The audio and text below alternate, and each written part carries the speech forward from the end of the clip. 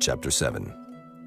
And it came to pass, when the king sat in his house, and the Lord had given him rest round about from all his enemies, that the king said unto Nathan the prophet, See now, I dwell in an house of cedar, but the ark of God dwelleth within curtains. And Nathan said to the king, Go, do all that is in thine heart, for the Lord is with thee. And it came to pass that night that the word of the Lord came unto Nathan, saying, Go and tell my servant David, Thus saith the Lord, Shalt thou build me an house for me to dwell in? Whereas I have not dwelt in any house since the time that I brought up the children of Israel out of Egypt, even to this day, but have walked in a tent and in a tabernacle. In all the places wherein I have walked with all the children of Israel, spake I a word with any of the tribes of Israel, whom I commanded to feed my people Israel, saying, Why build ye not me an house of cedar? Now therefore, so shalt thou say unto my servant David, Thus saith the Lord of hosts, I took thee from the sheepcote, from following the sheep, to be ruler over my people, over Israel. And I was with thee, whithersoever thou wentest, and have cut off all thine enemies out of thy sight, and have made thee a great name, like unto the name of the great men that are in the earth. Moreover, I will appoint a place for my people Israel, and will plant them, that they may dwell in a place of their own, and move no more.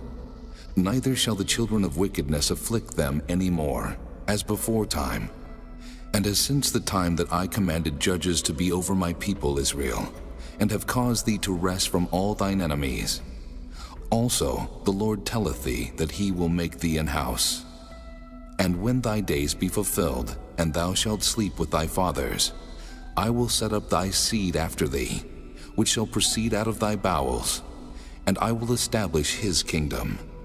He shall build an house for my name, and I will establish the throne of his kingdom forever. I will be his father, and he shall be my son.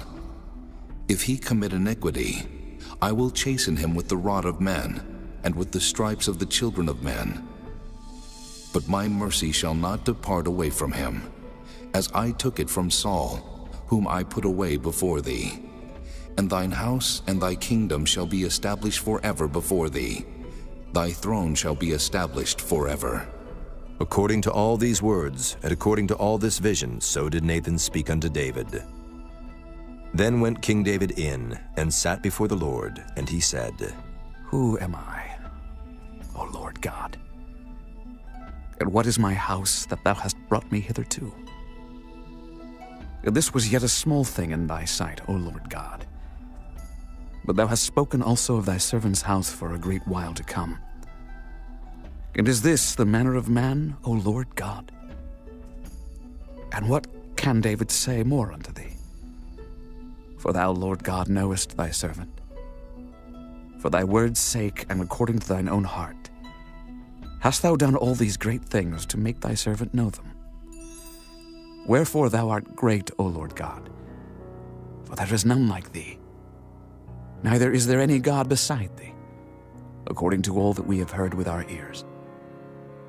And what one nation in the earth is like thy people, even like Israel, whom God went to redeem for a people to himself, and to make him a name, and to do for you great things and terrible for thy land before thy people, which thou redeemest to thee from Egypt, from the nations and their gods.